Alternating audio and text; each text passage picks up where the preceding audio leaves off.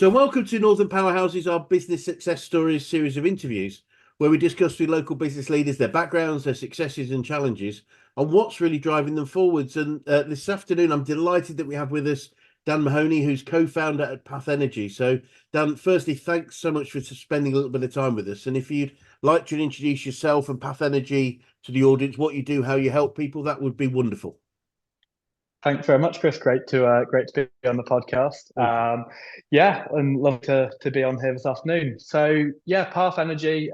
We are a specialist B2B energy consultancy. Effectively, we look after everything from helping businesses to reduce their energy bills just by say switching from British Gas over to E.ON at the end of a contract, negotiating and basically getting the big suppliers to bid down on people's contracts, all the way through to more bespoke solutions such as solar, battery storage, and other sort of innovation technologies. I myself, I've been in renewables pretty much all my working life. So I'm getting on a bit now. I'm hitting my late 20s, and been around in this space since I was about 19. So yeah, it's come a very long way. The renewable sector, in particular, it's just growing crazy, and it's something that's becoming more and more relevant as people want to go green. Everyone wants to be Yep. doing the right thing. But Yep. ultimately, to be completely honest with you, unless it makes financial sense, people aren't going to do it. So Yeah. that's really what we're here for. We're here to help businesses make going green make financial sense, and it's amazing how much financial sense solar in particular makes right now. We see businesses, clients of ours, get in a system, and it'll pay for itself in 3 years. And the technology lasts for like 25 plus years. Yep. We're now deploying these systems across the UK for everyone from sort of local businesses where it's a team who've done well and built up over the past 20, 30 years. So we've got some great local businesses here in Yorkshire, Right. all the way to multinational, multi-billion funds and retail brands. Lush, the fancy bath bomb stores, they're one of our clients. So Right. yeah, we like to try and help everyone, and we're not here to go and charge silly money up front. We actually do everything up until the point of actually getting on the roof and fitting a system or processing a deal for someone on the energy contract side. We don't charge anything for our consultancy and our advice. So that's kind of our approach. Do a job well, and then hopefully get the business off the back of it, which I think is always a great way to actually do business in general. Absolutely. Show people what your capabilities are, and then it makes an easy purchase, doesn't it? Absolutely. Exactly. And I love that, making green energy commercially sensible. I think sorry, that's paraphrase what you said, but No, I spot think on.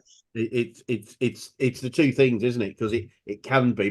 Most people, I agree, most people want to be virtuous and green in what they do, but yeah, ultimately it has to make sense because every business has to manage its costs to be as effective as possible. So put those two things together, and it's certainly no brainer. It's Funnily enough, it's something quite close to my heart because I my first business was involved in systems for primarily power generators, but Okay.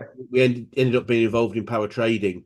And one of the biggest systems we put in place was for a large aggregator of renewables. This is going back quite a long time, probably pre you, but yeah, it was being able to aggregate and therefore trade at wholesale level because, Yeah. as they say, the sun isn't shining everywhere, but it is shining somewhere, and the wind is blowing somewhere, and you can trade on a sort of a minimum common value. But no, really fascinating. So you obviously been in the industry 10 years or so, but if you tell us a little bit more about your background, how you got into business, and why this particular one, that would be great. Sure. Sure, yeah. I mean, I was always planning to be an engineer as a kid. And I got to university. I was doing aerospace engineering, Right. and I realized in the very first lecture, sat there in Manchester University, um, this is not for me. I remember just sort of sitting there and thinking, bloody hell, I've been in education for so long, and No. I was a relatively smart lad, and but I liked doing things. I didn't like just sitting there and being talked at. So within about 3 weeks, I dropped out of uni. got my first real job. Say real job, it was sort of face-to-face sales on commission only basis, but it paid the bills.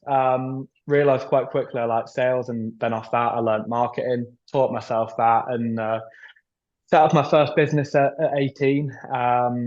Did all sorts of different bits of marketing over sort of the next couple of years, but what really stuck was I got my first client in renewables. So they were doing solar panels for residential, so just putting sort of a normal system on someone's house.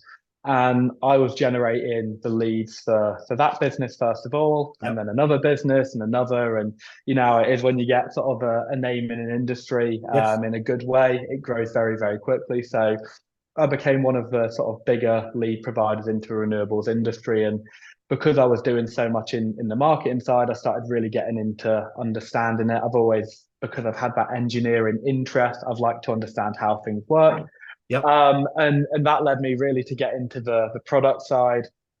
And I had a consulting client in the space who ended up offering me a job. Hopped over there for a few years, and that was really fascinating. That Yep. was getting into the real sort of infrastructure technology, a bit similar to like you're saying with sort of power trading. We were doing arbitraging on wholesale energy markets Yep. and demand response, all these fancy things which, if anyone's a geek about energy, there's some pretty cool things that are coming our way on the energy grid over the next sort of decade or so. Give me that. But yeah, got into that side and built some really strong relationships with some of the other directors there. And yeah, they had another business called Switch Energy Network, which is basically doing residential solar heat Yep. pumps installation under a funded scheme called Eco4, which gives low income families and households insulation and other technologies free of charge under a sort of levy on energy bills. And when the energy crisis, as people like to call it, hit, and all of people within our professional and sort of social networks are saying, well, you're doing that for houses. Can you put solar panels on my business? And because we all had such a long sort of experience in renewables, we sort of gave it a look, gave it a go. We did our first few installs, went really well. And out of that, we decided we were going to launch a purely commercial specialist Right. solar technology company, utilizing the skills that we had from the different businesses we've been involved with Yep. and sort of deployed over the years. And yeah, we're now sort of 18 months into trading, had a really strong first year and very strong pipeline going forwards. And really that sort of, it's one of them where it's happened organically, which I think is, you know, it's common for everyone. We sort of fall into these situations, but it's a really exciting sector. And I think, yeah, renewable energy and energy in general is Yeah. not somewhere I ever expected to be, but it's somewhere I'm exceptionally happy that I've ended up in, because it's just such a fast paced and fast growing industry. Technology's evolving day to day. Yes.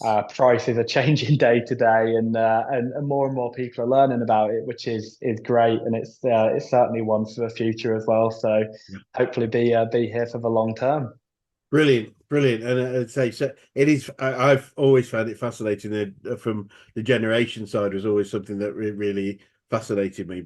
But but now making things as efficient and effective as possible, and as carbon effective as possible, is so important. So absolutely wonderful. So we're 18 months in. Looking backwards, what are some of the biggest challenges you've had to address and overcome over this last 18 months? I think probably sort of the seesaw of business. You got the two sides of it really. You got sales at one end and operations and Yes. deployment at the other end. And it's balancing, you know, when you're starting out with a small team, it's right, we've got to get the sales in, and then, you know, we've got to actually fit the systems and make sure it all goes smoothly. And then you're pushing on that end of the seesaw and sort of lose sight of that one. So it's getting that Yeah. balance, I think, is always the trick, and also hiring the right people. We've, you know, we've over the years hired some great people in the past, and getting the right setup there is really key. We've got a really fantastic team now, and I think the operation side is certainly less of my forte. I'm very fortunate. My business partner, Ryan, is much more detail oriented than me on that side, and he's Brilliant. built out a really great operation there. But that's definitely been one of the big learnings, is just the amount of detail that needs to go into some of the projects of this size, and the amount of considerations when you're dealing with some of these sort of multi-billion funds, sort of the tick boxes and the hoops you got to jump through and make sure it's all bang on is something that's certainly a challenge. And I think the other thing as well is just getting getting sort of the right scope of sort of where you want to be. Like, we all want to grow massive businesses, but sometimes I think what I've seen in the past, having been involved in startups where they take on a load of investments, spend a load of money very quickly.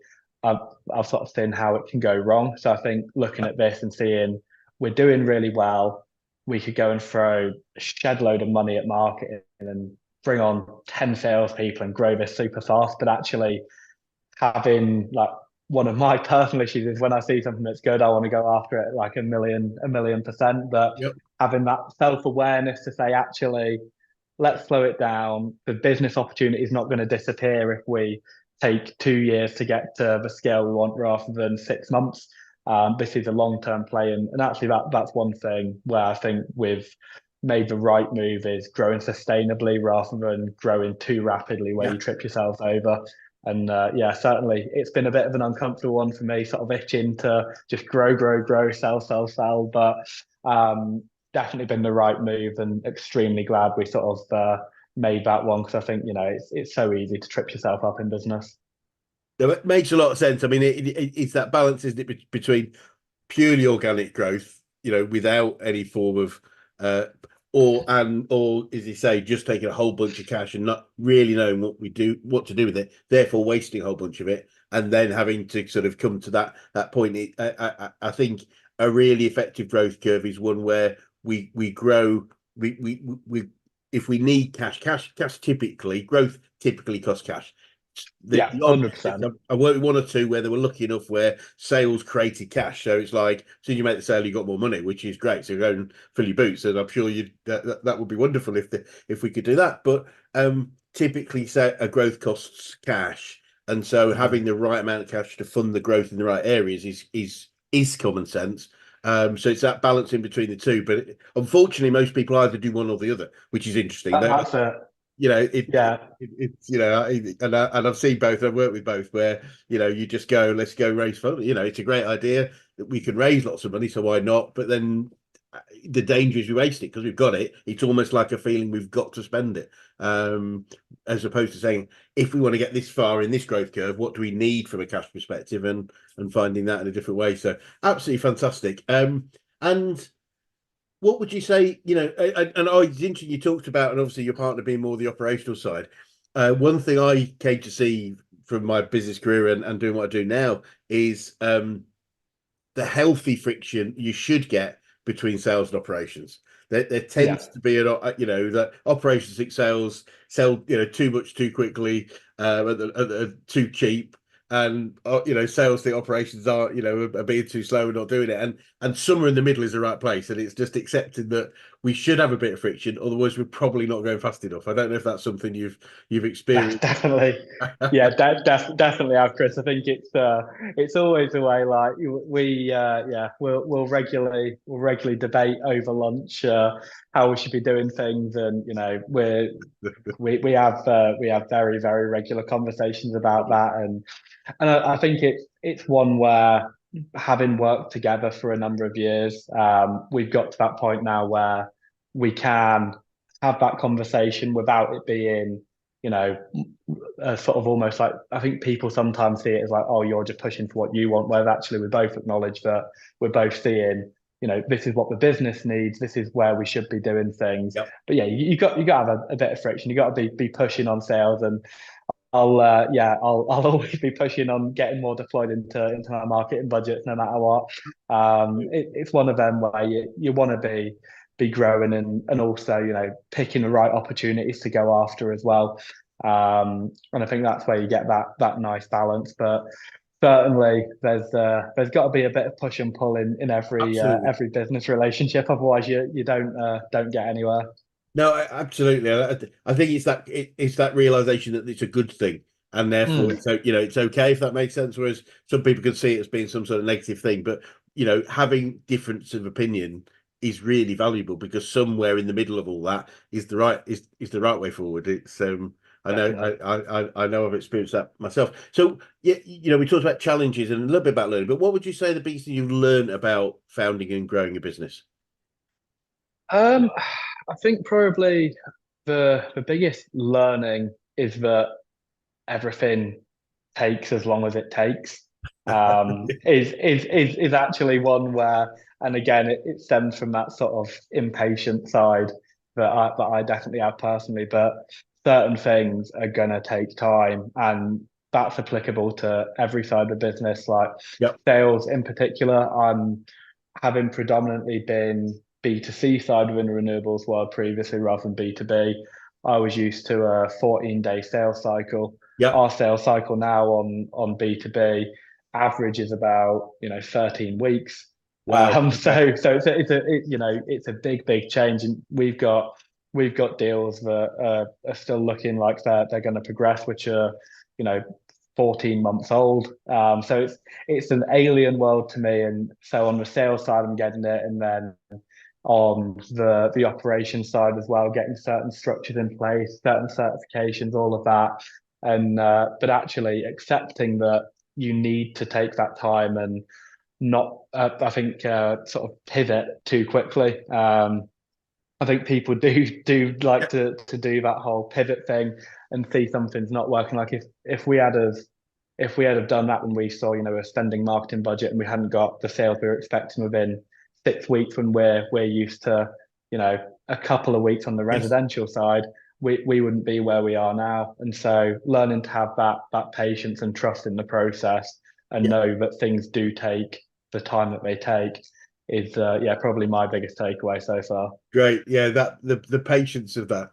Funny enough, I remember I'm talking to a lot of people about sales at the moment. We're running a sales course in a few weeks' time, and the only sales course. This is what I say to people: is that 90% of salespeople I meet, the amount of sales training they've ever had is like, it's like, once, and it's true with me. I had a Yeah. 2 day course when I first was asked to get moving to sales. I had a 2 day course down in London, and that was it. And but the funny thing, talking about sales cycles, was one of the first things the trainer said was like, when was the last time you made a sale? And somebody said like yesterday, last week, a couple of weeks ago, last month. And then this other guy said, well, it was 6.5 years ago. And you can imagine there's a little bit of, Yeah. oh, blimey, well, good Yeah. gracious, there's no hope. But then he said, yeah, I sell bridges.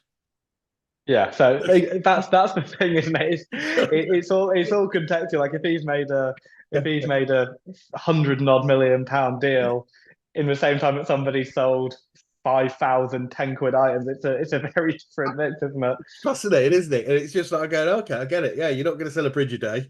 Yeah, But if you, maybe once a week you might get a bridge or two away, but yeah, I'd like to be that business. But yeah, yeah, and that'd be it's just good. like just understanding it. What is the sales cycle here? And that, that differentiation that you say between B2C, B2B, Yeah. it can be very, very, yeah, very, very complex. Um, and you probably were a business coaching organization, and I'm keen to know who the best coaches you've worked with, whether that's business, sport, or just life in general. Yeah, sure. Over the years, I'd say probably sort of actual individual mentors in business have been really important to me. Great. I've always been sort of as I said, I'm getting to my late 20s now, so I can't say it so much anymore. But I was always the sort of young one, sort of kicking Just bring it about, down. entrepreneurial, all of that. And so looking up to business partners over the years that I've Yeah. had and senior sort of people within businesses, I think those people who are anyone who's actually achieved the thing that you're wanting to do is always, I think, the best coach. Um, but then also, I've personally and professionally invested massively in coaching services over the years and in training programs within business in general, within Great. marketing, within Brilliant. sales. We within a business I was in before, we put a lot of money into having our whole sales team using sort of one-to-one training with one of the big American organizations. I Great. won't sort of name them by name, but like I believe massively in investing in coaching and investing in actually getting people trained. I think sales, marketing, like you can go and do a degree at university in marketing. Don't get me wrong, but the sort of direct response marketing that feeds a lot of sort of SMEs in particular, you don't learn that as much. And sales, there's not that same level of training, like you say. It's 1 or 2 days and bits like that to most people. But actually, it's one of the most important parts of business. If you've got Yeah. the top of your business funnel up here that drives the rest of it, you're investing in people with MBAs and PhDs and all of this down at the bottom. But you've got your top of the funnel being fed by people that had 1 or 2 days training. To me, that's like it's crazy. It You'd really, think like get those people at the top trained to the best of their abilities, and it's all right having the gift of the gab and stuff like that. And that's not what makes a great salesperson. It's all right maybe if you're flogging a few cars here and there or something like that. But if you're building a serious sales organization, you need people who are credible, authentic, who can actually understand and educate on a product. yeah, So yeah, I've always like sort of leading sales and marketing teams over the years. I've always believed in getting people the right training, yeah, brilliant. and not making it something where it's like an option or anything like that. Like we had the guys we use over in the States, they had a full CPD software. So like you had to be logging your CPD hours to meet. So your sales targets for the month were that I set out, they to get your commissions and stuff like that. They obviously had your general KPIs and your standard comms, but to make sure you're unlocking it, you had to lock in your CPD hours as well, Yeah, because we want people who are actually going to show they're not just about getting the deals on the board, but they're about educating and learning and getting to the point where they're really adding value to the business. So yeah. yeah, I'd say probably those guys in the States outside of using someone within the own company and sort of being a mentor as an actual coach, the guys we use there were fantastic. Brilliant. Brilliant. No, it's great to hear and absolutely bang on. It's really interesting actually. You talking about sort of the outgoing side of things. I follow a guy called Dan Pink on intermittently, American trade American, and he did some research and one thing he found and his proposition is you if you're excessive it would be obvious to say if you're excessively introverted, sales is going to be quite tough if you're really, really struggling. But his proposition was if you're excessively extroverted, it's still tough because it's too Yeah, much. And he used this idea of ambivert, being able to move between extrovert and introvert at the right point, i.e., probably the extrovert to build a relationship, but the introvert to do the process, make sure the thing, yeah, all the detail is done, which most salespeople being extroverts tend to be challenged with, including myself. It's that detail sometimes that we need to be able, and it's being able to move between the two that I think is really valuable, which is really interesting because most people's expectations of a salesperson is, really, really extrovert, and it doesn't need to be, which is really, I yeah. find really interesting. No, I think that's bang on as well. Like, I think there's the classic thing of like everybody sort of hates salespeople. No one likes to be sold to and all of this, but actually that's mainly when it's done in that brash sort of overly extroverted way, and it is that Yes. blend of being able to sort of feed in and out and be sort of a consultative salesperson. Yeah. Like our sales director also called Dan. He probably uses the word consultative about must be about 100 times a day, I swear. But Brilliant. he is genuinely that. He's not just saying it for the sake of it. Like people actually enjoy doing business with him because he's actually making their life easier Yeah. by doing the hard work. And yes, he'll be a really friendly chap that you'd love to go for a beer with and have a good natter. But he'll also be the one who does the hard yards and Yeah. goes into the detail, and that's what I think you always need from a great salesperson. Yeah. Brilliant. I completely agree. And I personally feel one of the biggest most important things about effective sales is listening, and listening isn't necessarily an extrovert sport. It's, it's we Yeah, want to be talking, but it's the listening that's where everything is done, in my opinion. Because if we don't know what people want, then how can we possibly offer it to them? But yeah. and then I love, as part of these interviews, just in life in general, I love to pick up favorite quotes and sayings that I pick up on a regular basis. I picked a great one up yesterday, but do you have any favorite quotes or sayings that you find yourself using quite a lot, especially within business? Um, I have a few that probably aren't safe to say on air, but probably a bit too adult to say, Okay. which I normally shout across the office from time to time. But no, other than that, I think one of my favourite sort of cliche ones is comfort is the enemy of progress. I do think, like, if you're in business and things are ticking along super comfortably and there's no challenges, you're probably not growing and you're probably not doing the right things. That to me is probably a real golden rule, as well as a sort of favorite saying. It is a genuine truth that I think should always be applied. It's, don't get me wrong, it's always nice to feel sort of comfortable and tick over, but actually that's just a sign that you're not Yeah, pushing yourself far enough. And it's true in every walk of life, not just business. It's true in sport, it's true in yeah. personal relationship. Like you don't just want to be ticking over on idle, do you? It's not the best place to be. It's really interesting, actually, because I completely agree. And one of the things we teach is that, outside your comfort zone is your growth zone. Yeah, That's where growth happens, which is, I guess, exactly the same thing you're saying in a different way. But what I often see, and I see this in business people regularly, and I say, look, it's not your comfort zone; it's actually your discomfort zone. We're staying in a place of pain. What the hell are we doing? yeah, It's like, it's not even, comfortable in terms of pleasurable. It's just like, it's a bit shit, but we don't know what to do next. And that's yeah. it, if that makes any sense. And it's like, get No, let's 100%. Like if you can push yourself to that sort of level where you grow a lot better, you actually end up in a much more comfortable situation. yes, But by doing that, you just have to take that step and a bit of leap of faith yes. sometimes, and that makes all the difference. It's the discomfort of the change that's the issue, isn't it? Rather than the Yeah, discomfort of where we're going. The where we're going is often well, should be great. It just that's it. it's just the change that's issue. And from a learning perspective, what would you say you'd learn about yourself over your career, Dan? Um, I'd say one thing. Well, two big things that I've learned over time. One is to really give less of a shit, frankly. What especially about what people think. Um, A good man.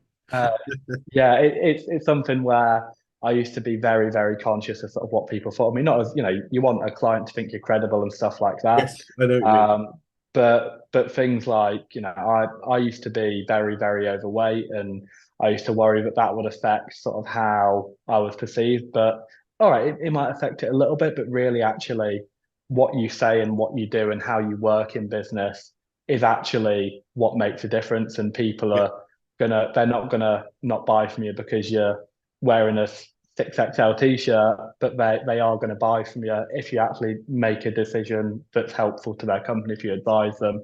So yeah, care a lot less about sort of the superficial sort of yeah, areas of things and focus more on impact.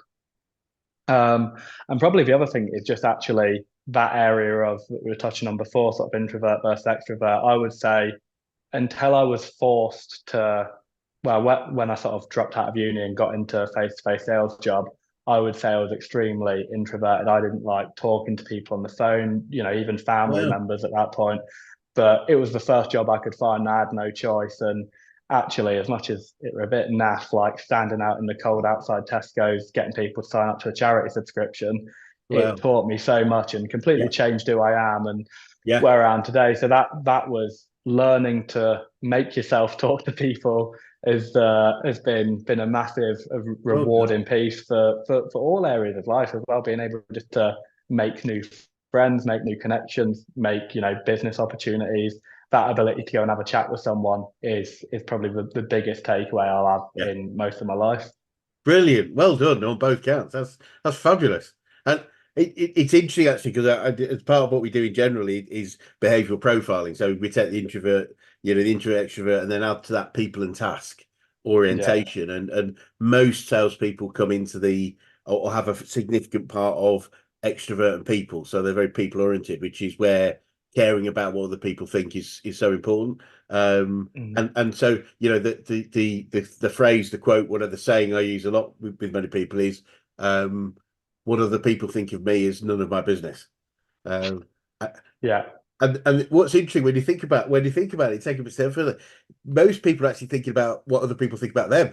So it's like Yeah. we're all living in this crazy society. All they're thinking about what they're having Yeah. for their dinner. Really, we are very insignificant to most of the people, other than our Very true. closest and dearest. So they're not thinking about us at all, which is really strange. And it's like, but it can be a big challenge. But yeah, it's great that getting to that point, to be able to feel that confidence. And yeah, it's such a freeing thing, isn't it? Not to worry Yeah. too much about what other people think, other than the good stuff. Obviously, we want to highlight the good stuff, but very few people, I believe, in general, are thinking negatively about people. And if they are, it's actually a mirror. They're actually thinking negatively about themselves.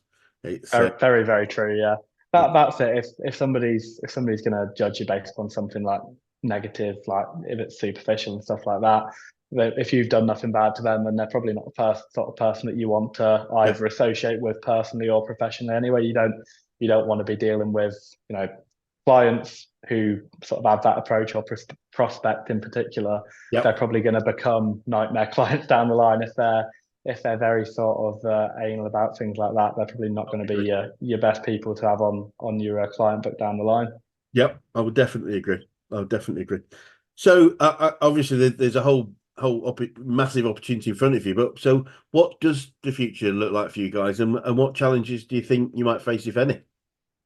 I think the future now for us, we're building out more and more pipeline. I think the solar side of the business, to be honest with you, it's just a complete no-brainer. I think, Yeah, for clients and people who are thinking about it, it's one where there's just such a clear financial rationale paired with that green angle that's so important. We all want to decarbonize and do our bit.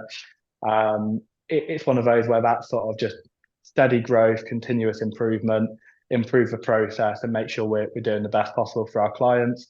I think now it's taking sort of the further steps where we're very sort of innovation driven. So we're now pushing more on how do we utilize other technologies to create further savings for our clients. So we're doing some pretty cutting edge stuff with battery technology right. that links up to solar, and helping people to further reduce their bills and be more green there. Yep, And also on sort of energy contract changes and tapping into different types of energy contracts. They're sort of real growth areas for us. I think it's now just refining those secondary strings to the bow, yep, and then building out some more technology around that. I'm big on sort of process automation. I think they're the big sort of future focuses for us, and ultimately we always sort of say, we're not a solar company. Where we aim to be is to be a renewable energy facilities management company. So similar to all the big FMs out there, like we intend to be a specialist facilities management company for brilliant. energy. That's sort of our big plan over the next sort of few years. Challenge wise, I'm sure there'll be lots of them. I think you get the little things that spark up time to time. I think in the past couple of days, I've had 4 different conversations about the Red Sea shipping lanes, which Yes, unfortunately are a hot topic. I think you're of going to course. have a lot of things like that. Energy, in particular, is massively impacted by foreign policy and world news, Yeah, as is sort of the hardware associated with renewables. So it's a very uncertain time. I think politically, we've got a lot of changes around the world. Taiwan right now, the US later this year, the UK obviously for ourselves here. yep, Political change, what that means. I think yep. there's going to be a lot of challenges and opportunities that come from all of that. But beyond that, and more specific to us as an individual business, I think the challenge is always just finding the right people for growth. I think, we've got great Yes, people now, and you have to keep your finger on the pulse with who are we going to need next, when are we going to need them, and how do we find them? Because I think rushed recruitment is something that I've done personally, sort of in the past. I've done it, and it's ended up not turning out well. And so that's going to be the big challenge because we are going to need significant headcount growth and Yeah, getting those right people who not only are technically capable and who are really knowledgeable and hard workers, but people who are ideologically aligned and people who have that same cultural attitude. I think I used to think like when people would talk about business culture, it was a bit of this sort of fluffy nonsense, but actually the more and more sort of I grow teams, like the more I realize it is so important. And really it's the same as personal relationships. Like we tend to spend time with people that we actually get along with and share values with and enjoy spending time with. 100%. And that it's the same in business. Like you don't want to build a team where everyone's a genius but you all hate each other. So I think getting that bit right is the challenge that I see that I'm looking forward to tackling. I love meeting new people and building people up and taking part in other people's growth as well. But I can imagine there'll be a fair few sleepless nights trying to work out who, where, and when on that side. It makes a lot of sense. It's interesting that most businesses have a relatively healthy budget for marketing to attract new customers and client delight to keep them. Yeah, And I'd suggest that we need to have a similar budget for attracting great employees and keeping definitely. great employees, because that is a big. I think that's one of the biggest changes I've seen in the last 10 years or so, is that the employee market has changed. People will churn much more quickly if Yeah, they're not in the right place, and that means we need to be the employer of choice, especially if we're growing, because we need to not just bring them on, but they keep them, because otherwise we're filling a leaky bucket. But I 100% agree. Values are the core of everything, both our relationships with our employees, and one of the propositions we have with recruitment, which is different to most people recruit, is most people recruit on experience but sack on attitude. yeah, So our proposition is, let's find the people with a base level of experience, let's find the people with the attitude, and the attitude comes from a match of values and a culture match. And if yeah, it isn't there, it's better having a gap than it is the wrong person. I think that's definitely. the And biggest. you can, yeah, you can always teach skills, can't you? Like, and Exactly right. especially for yourself being in coaching, I mean, that's what you're an expert at. But you can teach people to do a function or to become good at something. You can't teach someone to become someone you get along with and who fits your culture. It's something that's either there or isn't, There and it is. that's not a negative reflection on them. Like some No, people suit different cultures differently, but it's about finding that match and that value pairing. And yeah, I've actually said the same thing to a recruiter yesterday for a role that we've just opened up. Is I'd much rather you give me someone, and it's a sales role actually. And I was saying I'd much rather take someone who's a sort of 6 out of 10 salesperson, but 9 out of 10 culture match. I don't believe in 10 out of 10. I think 10 out of 10 is always nonsense. But then for you to give me a 9 out of 10 salesperson with a 7 out of 10 culture match, I want people who can fit in, because I know we can make people better salespeople. We can make them more knowledgeable in product yeah, and all of that. But you can't teach someone to fit in with your team and to gel well. no, absolutely. And a disruptive influence is, the disruption is way more than the productivity, if you know what I mean. Exactly. It's sort of 3 to 1, isn't it? It's like that's the Yeah. worst thing that can happen. So no, absolute sense. And I'm keen to know what you'd say to anyone that was thinking of going into business right now, Dan. I think I'd always just say like stop thinking and just bloody do it. To be honest with you, like I think so many people will plan and perfect, and they'll get their logo just right. They'll get some pens printed and some letterhead, and they'll think about what should their company slogan be and what's their 5 year plan. Until you've actually done something, sold something, and delivered on it, you ain't got a business anyway. So No, don't worry too much about your logo. Don't worry about the fancy pens that you're going to buy. Get out there, launch it, see if you can actually do it first, because there's no point. Ultimately, it might be an awful idea. It could well be. So don't waste loads of time trying to perfect all of the bumps around it. Do it, test it, and if it's good, then you can start executing on that stuff. But firstly, actually do the business, make sure it works, and then you can actually knuckle down. And otherwise, a lot of people just talk themselves out of doing it by spending so much time on the nonsense around it. I completely agree. And interesting enough, I would estimate at least 10, if not 20% of the people that I've interviewed here would say one of their biggest regret was not starting early enough.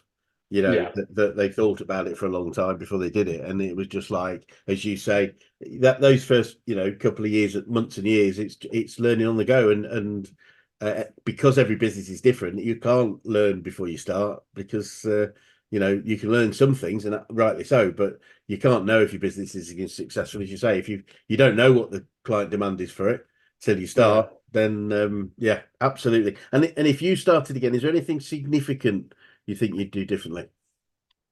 Oh, that's a really good question, to be honest with you. If I was to start again now, I think probably the main difference that I would make would be getting systems in place earlier. Yeah, So great. as soon as we'd proved it out, kind of sort of kept proving it out and kept growing it, which was important. But coming back to just the simple things, so like a good CRM in place. Like we hadn't implemented CRM until probably about 14 months in, and we're still sort of finalizing it now and improving. But it's a bloody nightmare migrating all the data over and all of Yes. that. I wish I'd have done something like that earlier. So we just had some of those basics. And again, don't sort of tying back to the point I made before, and sort of don't go and spend a load of time before you've done it. I wouldn't go and put a CRM in place before I've sold anything. But equally, I wouldn't say also put a CRM in and go and make it perfect as soon as we've just sold a few units, because it's going to change over time. So we did the right thing to an extent, but it would have been easier to implement it earlier and Yeah. iterate rather than put it in late and then have all the learnings that we've made. So it's finding that balance again somewhere in the middle. Yeah, no, I agree. I sort of recommend once you've got a spreadsheet that's too big to sit, 30, Yeah, 50 entries in there, then you're becoming inefficient in managing that let's say you that's it. need it. Yeah, Yeah, but a spreadsheet's great to start because you start to work out what you need in terms of elements of the database, etc. And it's fine. 100%. But Oh, great. definitely. A good Google sheet and a little Zapier integration. That's been half of my business life. Yeah, I think we got to somewhere around 1,800 rows of data before we put the CRM in place. So Wow. Okay. it was a little bit later than I would have liked. Yeah, it's sort of yourself. It's like it's almost stuff gets missed, doesn't it? 1,800 Yeah, pieces of data. 100%. We can't. 100%. You miss follow backs. You miss through a lot of stuff. So certainly, yeah, that's definitely one thing I would change. Yeah, brilliant. No, I think that's wise words. I mean, what's great also is that there's two or three quite low investment level CRMs that you can start with that are almost you could start from scratch at like Yeah, 10, 20 quid a seat, and that's then it. develop over time because the beauty CRMs you can import and export. So you don't the CRM you choose to start with doesn't need to be the final one. And Exactly. I think if it just helps you be more effective, then yeah, brilliant. And Definitely, yeah. and finally, although yeah, you said you're not young anymore, but I would contest that. What what would be the but it's still a few years since you've been this. What would be the best advice you could give an 18-year-old you if you could go back in time and do so, Dan? Oh, good question. An 18-year-old me. I think be more open to other people's opinions. Not as in like, just bullshit negative opinions, but actually when you've got someone who's, knows something, take the time to listen to them more. Brilliant. Don't always think you're right. I think I was a little bit big-headed when I was younger in terms of sort of knowledge and stuff like that. Came out with a few good GCSEs and thought I was a superstar. So yeah, definitely listen to what people have to say when they've got some good intel, and know that anyone could have that good insight. Now, I'll happily end up doing work with people that I meet in anywhere. I think we've got some great contractors and stuff like that that I've met at the pub, Yep. having a conversation and stuff like that. So always be listening, always be open to what people have to say. Brilliant. Brilliant. Dan, it's been fascinating to speak to you today. Really congratulate you on the success you've had and clearly are going to have moving forward. And for anyone watching this would like to get in touch with you or Path Energy, what's the best way to do so? It'd be probably go on our website, which is we've got one of these fancy domains about.com, so it's just www.path.energy. And we've got contact forms and phone numbers and all that on there. Or connect with me on LinkedIn, just Daniel Mahoney. I think I'm on there, under Path Energy. So yeah, always happy to chat and just get to know different people and expand the network. And Brilliant. yeah, thank you very much for having me on, Chris. It's been absolute pleasure to chat with you and a super interesting conversation. No, me too. Yeah. Thanks very much, and maybe we'll catch up again in another 6, 12 months and just see what the next stage of your growth has been. So yeah, no, thank you so much. Thank you. Cheers.